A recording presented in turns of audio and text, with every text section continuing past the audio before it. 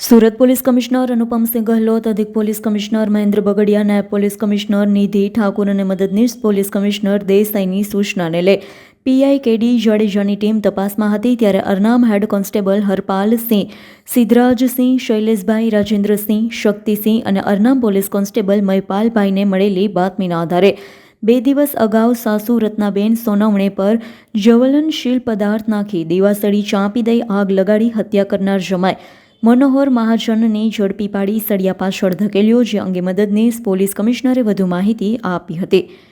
ગઈ તારીખ 15 એપ્રિલ 2026ના રોજ પાંડેસરા પોલીસ વિસ્તારમાં કર્મયોગી સોસાયટીમાં એક બનાવ બનેલ, જેમાં એક જમાઈએ સાસુ પર જ્વલનશીલ પદાર્થ નાખેલ, જેના ભાગરૂપે પાંડેસરા પોલીસ સ્ટેશનમાં ખૂનની કોશિશનો ગુનો દાખલ કરવામાં આવેલ અને 2 દિવસ બાદ જે સાસુ પર જ્વલનશીલ પદાર્થ છાંટવામાં આવેલો તેમનું મૃત્યુ થયેલું, જેથી મર્ડરનો ગુનો દાખલ થયેલો.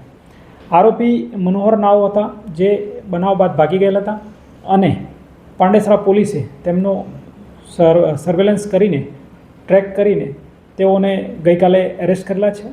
અને બનાવની મૂળ હકીકત એવી છે કે જે આરોપી છે તેમના સાળીની દીકરીની સગાઈ, જે ફરિયાદી છે આશાબેન, એમની દીકરીની સગાઈ આરોપી બીજી જગ્યાએ કરવા માગતા હતા અને સાળી તથા એમના સાસુએ બીજી જગ્યાએ સગાઈ કરી દીધેલી હતી અને ટૂંક સમયમાં લગ્ન પણ લેવાના હતા, જેનાથી હતપ્રભ થઈ આરોપીએ પોતાના અસ્તિત્વનો પ્રોબ્લેમ છે એવું માની અને આ સગાઈના મુદ્દાને ધ્યાને રાખી તેની સાસુ પર જ્વલનશીલ પદાર્થ નાખેલ અને જેના કારણે તેમને હોસ્પિટલાઇઝ કરવા પડેલા અને બાદમાં તેમનું મૃત્યુ થયેલ, જેથી મર્ડરનો ગુનો દાખલ કરી આગળની તપાસ પોલીસ ઇન્સ્પેક્ટર શ્રી કેડી જાડેજા સાહેબના ચલાવી રહેલ છે અને તેમના વિરુદ્ધ પુરાવા એકત્રિત કરવાની કાર્યવાહી ચાલુ છે.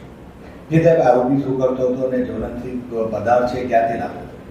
જી, આરોપી છૂટક મજૂરી કરતો હતો અને ઘર કંકાસના કારણે પણ બેકાર હોવાના કારણે પણ ઘણીવાર ઘર કંકાસ હતો, જેના મૂળમાં તેના સાસુ રહેલ છે તેવું તે માનતો હતો અને જ્વલનશીલ પદાર્થ ક્યાંથી લાવેલો છે તે અત્યાર સુધી એણે છુપાવ્યું છે, પરંતુ માહિતી આપેલી છે જેને વેરીફાઈ કરવાની ચાલુ છે, જેથી વેરીફાઈ થયેલી લોકેશન અને કોમ્યુનિકેશનના આધારે વેરીફાઈ કરી ક્યાંથી લાવેલ છે તે જણાવવામાં આવનાર છે.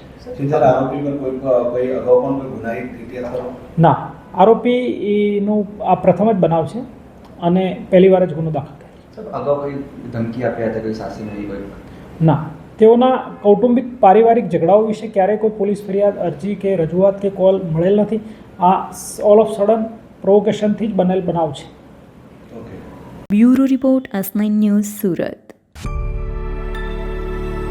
અમારી તમામ માહિતીથી અપડેટ રહેવા માટે જોડાયેલા રહો S9 ન્યૂઝ સાથે.